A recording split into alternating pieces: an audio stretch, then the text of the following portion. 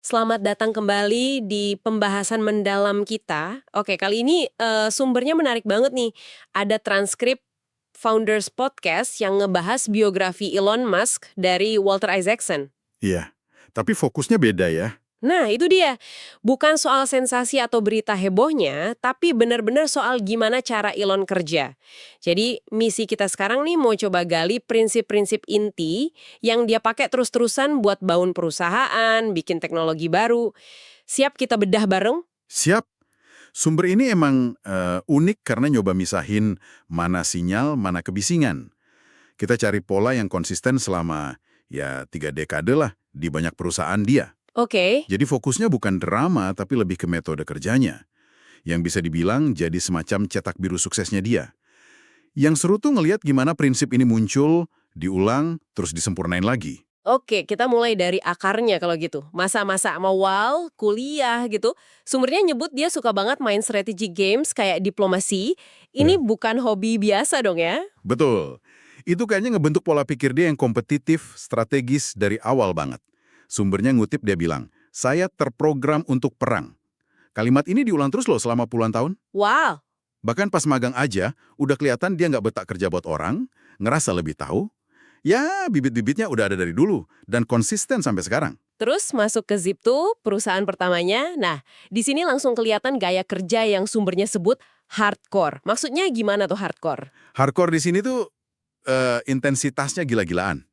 Kerja non-stop, tidur di kantor, mandinya numpang di YMCA. Nggak ada kompromi soal dedikasi pokoknya. Wow. Terus ada prinsip lain, showmanship is salesmanship. Jago jualan lewat pertunjukan gitu. Mereka bahkan pasang komputer kecil di rak server gede biar investor mikir teknologinya canggih banget. Hahaha, cerdik juga ya. Jadi pertunjukan dramatis itu bagian dari strategi jual visinya dia. Iya, betul. Bukan cuma pamer, tapi cara meyakinkan orang soal potensi besarnya. Terus ada prinsip lain yang, ya, agak kontroversial nih. Apa tuh? Manajer yang nuntut banget, ngeremehin konsep work-life balance, terus dorong tim sampai batasnya. Sumbernya nekenin buat dia misi itu di atas segalanya, bahkan di atas perasaan tim. Ini pendekatan berisiko sih, tapi ya efektif buat dorong hasil cepat waktu itu. Dia juga dari awal emang nggak suka perantara ya. Maunya kontrol penuh langsung ke konsumen. Banget. Itu kelihatan banget polanya. Bahkan pas Zip2 dijual pun, uangnya nggak jadi tujuan akhir kan? Bener. Uang 22 juta dolar yang dia dapat itu langsung dia putar lagi buat bikin X.com yang nanti jadi PayPal. Kutipannya juga jelas, kepuasan sejati itu yang menciptakan perusahaan. Uang cuma alat buat dia. Ini nunjukin juga toleransi resikonya yang luar biasa tinggi. Prinsipnya, kaya atau bangkrut nggak ada di tengah-tengah. Gila ya. Pindah ke PayPal, polanya sama lagi. Intensitas tinggi, deadline nggak masuk akal. Persis, plek ketiplek. Tidur di bawah meja, kerja gila-gilaan. Nah, di sini mulai kelihatan obsesi dia sama penyederhanaan, terutama di user interface. Sumbernya bilang ini bibit awal dari algoritma Elon yang nanti kita bahas. Oke. Prinsip lain, dia nolak pasar niche, pasar kecil gitu. Ambisinya selalu mau ubah seluruh industri. Dia juga rombak struktur, jadi engineer yang pimpin proyek, kerja langsung sama desainer, nggak dipisah. Pemisahan itu dianggap sumber masalah. Menarik. Sumber juga nyorot pengetahuannya yang detail banget, bahkan di area spesialis orang lain. Sampai Max Levchin aja ngakuin Elon kadang lebih tahu. Ya, itu cara dia motivasi sekaligus nunjukin standar dia yang tinggi banget. Dia juga percaya CEO itu harus jadi muka perusahaan di publik. Deskripsi dia waktu itu keras, nggak kenal capek, berani ambil risiko ekstrim kayak bakar perahu, pede banget itu katanya masih relevan sampai 3 dekade kemudian. Meskipun dipecat dari PayPal, dia tetap pede. Bahkan ngaku PayPal bisa jadi perusahaan triliunan dolar kalau dia masih di sana. Tapi cerdasnya, dia jaga hubungan baik sama pendiri lain. Ini penting banget nanti buat SpaceX. Nah, ini dia. Setelah PayPal, lompatannya kan gila banget. Bikin perusahaan roket, SpaceX. Gimana ceritanya orang baru dipecat 2 kali bisa kepikiran bikin roket ke Mars? Proses belajarnya gimana tuh? Prosesnya ini klasik founder hebat sih. Dia ke perpustakaan umum, baca buku teks teknik roket, nelponin ahli-ahli, minjem manual mesin roket tua, bener-bener kayak ngelahap seluruh rak buku di bidang baru itu. Luar biasa. Misinya jelas dari awal, bikin manusia jadi spesies multiplanet. Bisnisnya nyusul belakangan. Ini unik banget pendekatannya. Misi dulu, baru mikir duitnya gimana. Dan di sini dia nekenin prinsip penting lain ya. Kemajuan teknologi itu nggak otomatis. Betul, kata dia, teknologi cuma maju kalau banyak orang kerja keras banget. Ini nyambung ke kemampuan dia ngebungkus usahanya jadi sesuatu yang maha penting buat peradaban. Inspirasi itu kunci. Kutipannya juga bagus. Hidup itu bukan cuma soal mecahin masalah, tapi juga ngejar mimpi besar. Tapi ya dia pragmatis juga. Pindah ke LA karena pusat talenta aerospace di sana. Biar peluang suksesnya lebih gede. Tapi katanya nggak bilang istri dulu ya? Iya, sumbernya nyatet gitu. Katanya Elon tidak diciptakan untuk ketenangan domestik. Agak gimana gitu ya dengernya? Haha, iya juga. Nah, di SpaceX ini dia ngembangin konsep Idiot Index. Bisa jelasin dikit nggak? Idiot Index itu gampangnya gini, rasio antara biaya produk jadinya sama biaya bahan mentahnya. Kalau rasionya tinggi banget, artinya banyak biaya di tengah-tengah proses. Overhead, macam-macam yang bisa dipangkas habis kalau manufakturnya efisien. Oh, oke. Nah, menurut dia, roket itu punya idiot index yang tinggi banget. Jadi banyak banget ruang buat bikin lebih murah secara radikal. Pantesan dia obsesif banget sama kontrol biaya ya. Sumber bilang kata biaya muncul 158 kali di buku biografinya. Iya, kayak Andrew Carnegie gitu. Dia percaya biaya itu bisa dikontrol ketat. Ini yang bikin dia ngotot in-house manufacturing, bikin hampir semua komponen sendiri. Melawan arus banget ya waktu itu. Kan lagi ngetren outsourcing. Betul, tapi dengan gitu dia dapat kontrol penuh, kualitas, biaya, kecepatan. Contoh ekstrimnya kan ada tuh. Komponen yang biasa dibeli $120.000, mereka bikin sendiri cuma $5.000. Gila bedanya. Nah, dari sini mulai kelihatan algoritma terkenalnya itu. Langkah pertamanya apa? Langkah pertama, dan ini mungkin yang paling dasar ya, question every requirement. Pertanyakan semua persyaratan. Dia bakal ngejar engineer-nya. Siapa yang minta syarat ini? Sebut namanya, jangan departemennya. Hahaha, detail banget. Ya, semua persyaratan dianggap cuma rekomendasi kecuali hukum fisika. Ini penerapan first principles thinking yang kuat banget. First principles thinking itu apa sih? Itu cara mikir dengan mecah masalah sampai ke dasar-dasarnya banget. Kebenaran fisika atau logika paling dasar. Terus bangun solusi dari situ. Bukan niru orang lain atau cara lama. Bener-bener mikir dari nol. Oke, jadi pertanyakan segalanya. Prinsip berikutnya yang selalu dia ulang-ulang. A maniacal sense of urgency is our operating principle. Rasa urgensi gila itu prinsip operasi kami. Dia sering minta jadwal dipotong setengah, terus setengah lagi. Gila. Tercapai emang. Ya, seringnya meleset sih targetnya. Tapi mentalitas kayak gitu bikin mereka gerak jauh lebih cepat dari pesaing manapun. Dia juga nuntut semua orang tahu detail kerjaannya. Dan nganggap dirinya jenderal garis depan. Selalu ada di pabrik, di lapangan. Prinsip-prinsip ini dia bawa juga ke Tesla dong ya? Fokus misi, kontrol penuh, manufaktur jadi inti. Persis. Misinya kan mobil listrik berkelanjutan, bukan cuma bisnis mobil. Makanya dia ngotot bikin komponen kunci sendiri. Baterai, motor, software, integrasi vertikal gitu. Jadi pabriknya penting banget ya? Banget. Buat dia, proses manufaktur, mesin yang bikin mesin, itu sama pentingnya atau mungkin malah lebih penting dari desain mobilnya. Sumbernya ngebandingin sama Henry Ford zaman dulu, yang juga ngontrol semua. Ada untungnya juga ya punya banyak perusahaan sekaligus, bisa transfer ide gitu. Nah, itu salah satu keunggulan dia. Teknik dari SpaceX dipakai di Tesla, sebaliknya juga. Contohnya pakai oven serat karbon SpaceX buat bodi mobil Tesla. Ini nunjukin juga determinasinya yang gila. Investor sekelas Michael Moritz dari Sequoia aja awalnya nolak Tesla, dianggap misi mustahil. Tapi belakangan ngaku, dia ngeremehin tekadnya Elon. Ngomongin tekad, Sumber juga banyak cerita soal gagal dan bangkitnya dia kan? Termasuk pas 2008 itu, wah, SpaceX sama Tesla hampir mati katanya. Betul banget. Buku ini nggak nutupin gagalnya kok. Keputusan maksa luncurin roket dari kuaja lain yang gagal itu contoh ketidaksabaran dia.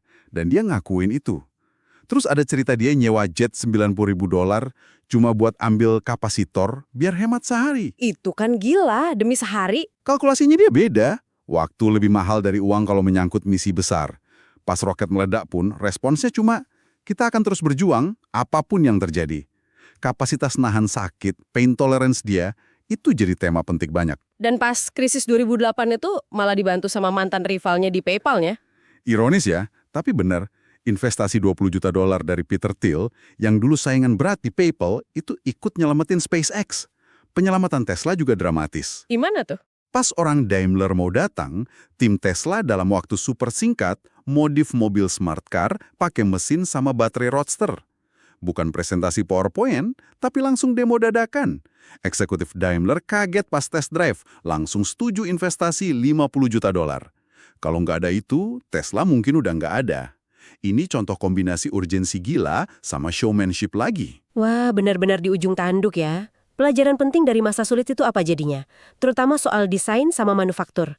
Pelajaran utamanya, kalau desain susah diproduksi massal, berarti desainnya jelek. Desain yang benar itu harus nyatuin tampilan sama kemudahan bikinnya. Sumbernya ngutip Steve Jobs. Desain itu jiwa fundamental dari ciptaan manusia. Elon juga nambahin elemen kejutan, kepribadian di produk. Kayak gagang pintu model S yang bisa nyapa gitu. Itu juga bagian showmanship ya, biar ada ikatan emosi. Pasti. Kejutan kecil gitu bikin orang ngomongin jadi promosi gratis. Sementara itu, prinsip pertanyakan persyaratan terus dipakai buat neken biaya gila-gilaan. Contohnya, Banyak, revisi aturan derek roket yang udah kuno, hemat jutaan dolar. Pakai kait pintu toilet buat pengunci roket, hemat ribuan dolar per roket. Modif AC rumah biasa buat pendingin roket Falcon 9, hemat jutaan dolar dibanding beli dari pemasok aerospace. gila, kreatif banget motong biayanya. Ada contoh urgensi gila yang paling ekstrim nggak? Mungkin cerita pas ada retakan kecil di nozzle mesin sehari sebelum roket mau terbang. Normalnya kan ditunda berminggu-minggu buat ganti mesin ya. Iyalah, itu kan krusial banget. Elon malah nyuruh teknisi potong aja bagian yang retak itu pakai gunting metal gede. Kurang dari sejam kemudian, roketnya diluncurin. Ini tindakan yang, wah, nggak kebayang di industri aerospace yang super hati-hati. Nggak mungkin. Serius? Serius, sumbernya cerita gitu. Nah, di Tesla, prinsip ini diterapin gimana di pabrik? Iya, gimana tuh? Intens banget. Pabriknya di AS, jadi feedback loop antara desain sama manufaktur bisa harian. Meja engineer ditaruh persis di pinggir lini produksi, biar mereka ngerasain langsung dampak desain mereka ke produksi. Wah, langsung kena ya kalau ada masalah. Betul, Elon sendiri lebih banyak di lini perakitan daripada di studio desain. Dia bilang beban otak mikirin desain pabrik itu lebih gede daripada mikirin desain mobil. Dia juga nggak segan mecat orang cepat dan terus ngulang mantra ultra hardcore. Terus muncul obsesi ngurangin berat sama kompleksitas ya. Kayak pendaki gunung ngurangin beban ransel. Analogi yang pas banget. Hapus bagian, pakai material lebih ringan, las lebih simpel. Dia terus nantang tim, apalagi yang bisa kita hapus. Dan ini dibingkai dalam misi besarnya. Roket yang bisa dipakai ulang sepenuhnya. Itu kunci keperadaban multiplanet. Mantra dia. The best part is no part. Bagian terbaik itu kalau nggak ada bagian sama sekali. Nah, ini kita sampai ke intinya nih. Mari kita rangkum algoritma Elon yang katanya dia ulang terus-menerus itu. Apa aja langkah-langkahnya? Oke, algoritma ini benar-benar disempurnain pas masa neraka produksi Model 3. Intinya ada 5 langkah, dan urutannya ini krusial banget. Oke, apa aja? 1. Pertanyakan setiap persyaratan. Pastiin syarat itu benar-benar perlu. Datang dari siapa? Jelas. Bukan cuma asumsi atau kebiasaan lama. Anggap semua cuma rekomendasi, kecuali hukum fisika. Sip, pertama tanya dulu. Kedua, 2. Hapus bagian atau proses sebanyak mungkin. Harus agresif. Targetnya minimal hapus 10%. Kata dia, kalau nggak ada bagian yang nanti mesti ditambahin lagi, berarti kamu kurang berani ngehapusnya. harus berani motong ya. Ketiga, 3. Sederhanakan dan organisir. Tapi ini dilakuin setelah langkah kedua, setelah ngehapus. Jangan nyederhanain sesuatu yang harusnya dari awal nggak ada. oke, hapus dulu, baru rapihin. Keempat, 4. Percepat waktu siklus. Nah, setelah semua bersih dan simpel, baru fokus bikin lebih cepat prosesnya. baru ngebut ya. Terakhir, 5. Otomatisasi. Ini langkah paling akhir. Kesalahan fatal itu ngotomatisasi proses yang harusnya dihapus atau disederhanain di langkah sebelumnya. wah, jadi urutannya penting banget ya. Hapus, simpelkan, baru percepat, dan otomatisasi. Ini kayaknya ngebalik cara kerja banyak perusahaan pada umumnya ya. Banget! Banyak yang langsung lompat ke otomatisasi, padahal prosesnya mungkin nggak perlu atau bisa lebih simpel. Elon malah sempat jadi kayak anti otomatisasi berlebihan gara-gara pengalaman di Tesla. Dia buang banyak robot dari lini produksi. Oh iya? Iya, pelajarannya, manusia sering diremehin kemampuannya. Dia juga nerapin walk to the red. Ada monitor status di pabrik, kalau ada stasiun yang merah, artinya masalah, dia langsung samperin ke sana dan minta solusi saat itu juga. Langsung di tempat ya? Selain algoritma itu, ada prinsip pendukung lain yang sering dia omongin. Ada beberapa, misalnya manajer teknis itu harus punya pengalaman teknis langsung di lapangan. Terus, pertemanan di kerjaan itu bisa bahaya karena bikin orang nggak enak ngasih kritik jujur. Masuk akal juga sih. Terus, boleh salah, tapi jangan salah dengan pede banget. Jangan minta tim ngerjain sesuatu yang kamu sendiri nggak mau lakuin.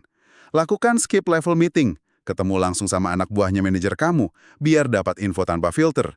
Rekrut orang utamain sikapnya, skill bisa diajarin. Dan tentu saja, urgensi gila itu tadi. Nah, prinsip-prinsip ini gimana diterapin di usaha barunya? Kayak Starlink, atau pas heboh ngambil alih Twitter. Polanya sama persis, nggak berubah. Di Starlink, dia pecat seluruh tim manajemen awal. Diganti sama engineer roket senior SpaceX yang nggak ngerti satelit, tapi ngerti banget algoritma Elon. Mereka mulai dari nol lagi, pakai first principles. Wow, di Twitter juga gitu. Iya, begitu masuk, langsung minta perubahan cepat. Engineer harus bisa coding, budaya aman secara psikologis yang dianggap lamban, diganti sama etos kerja hardcore. Ini nunjukin betapa konsisten dia nerapin prinsip intinya, nggak peduli industrinya apa. Sumber juga nyebut dia dapat inspirasi dari alam sama mainan ya. Betul. Contohnya, mobil self-driving harusnya bisa jalan cuma pakai kamera. Kan manusia nyetir pakai mata visual doang. Atau terowongan boring company harusnya bisa mulai ngegali miring ke bawah kayak tikus tanah. Nggak perlu lubang vertikal gede dulu. Oh iya ya. Terus dari mainan? Dia terinspirasi mobil mainan diecast buat bikin underbody mobil Tesla dari satu cetakan logam raksasa. Terus, dia kagum sama presisi Lego. Bilang kalau presisi itu bukan soal mahal, tapi soal kepedulian. Wah, menarik banget ya ngelihat pola yang konsisten gitu. Tapi sumbernya juga nyinggung sisi personalnya kan? Gimana gaya kerja kayak gini ngaruh ke hubungan dia? Ja, sumbernya nggak nutupin itu. Gaya hidup dan fokus yang ekstrim kayak gini, ya pasti bikin hubungan personal jadi sulit. Ada kutipan lirik lagu dari mantan pacarnya, Grimes, yang cukup nyelekit. Dia akan selalu lebih mencintai permainan daripada mencintaiku. Waduh. Prioritasnya emang jelas banget.